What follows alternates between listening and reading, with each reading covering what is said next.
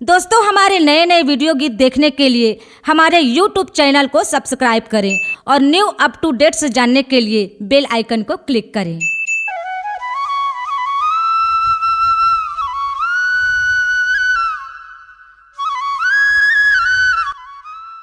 मंजू मंजू मंजू, आज मैं बहुत खुश हूँ।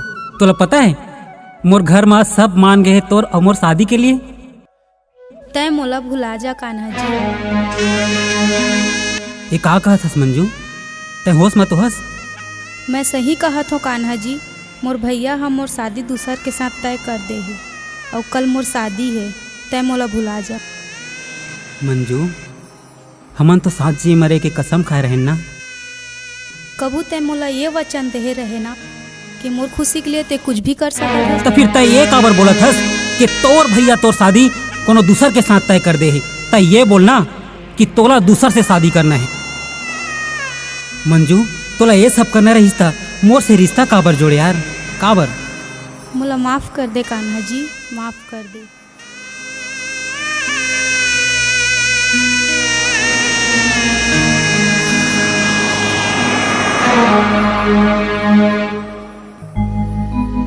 नींद नहीं आवे मोर जब सुरताया थे तो।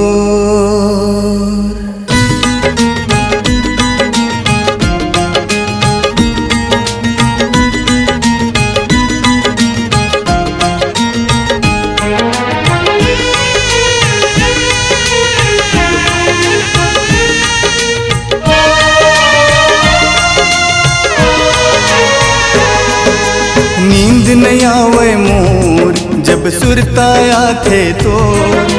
नींद नहीं आवे मोर जब सुरताया थे तो। का होगे बताना वो, का होगे बताना वो। मोला काबर बनाए दीवाना वो, मोला काबर बनाए दीवाना वो।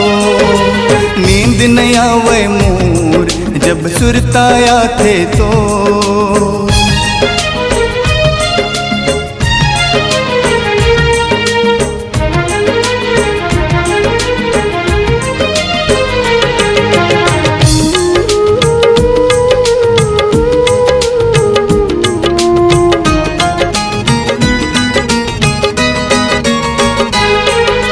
सुते के बेरा माँ सुरता हथोरे आथे।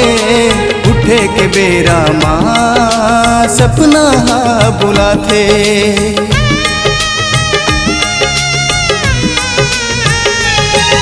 सुते के बेरा माँ सुरता हथोरे आथे। उठे के बेरा माँ सपना बुलाथे। का होगे बताना वो, का होगे बताना वो। मोला काबर बनाए दीवाना वो, मोला काबर बनाए दीवाना वो। नींद नहीं आवे मोर जब सुरताया थे तो।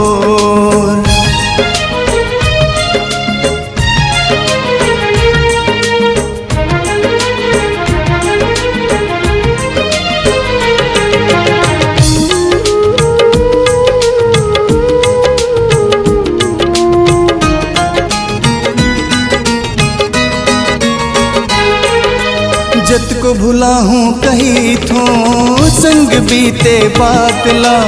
उठ के सुरताया थे संग बिताए साथ हा।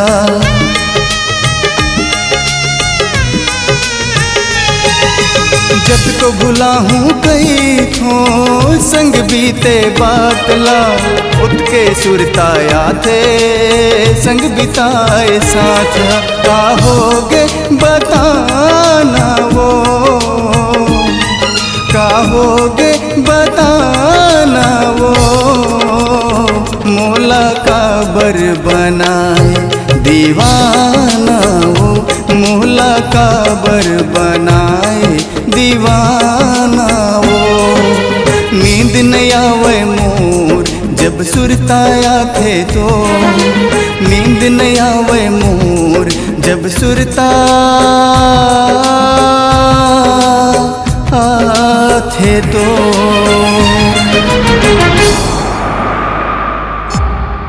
C-Log Digital Recording Studio, Cordoba. Contact number 9907119215.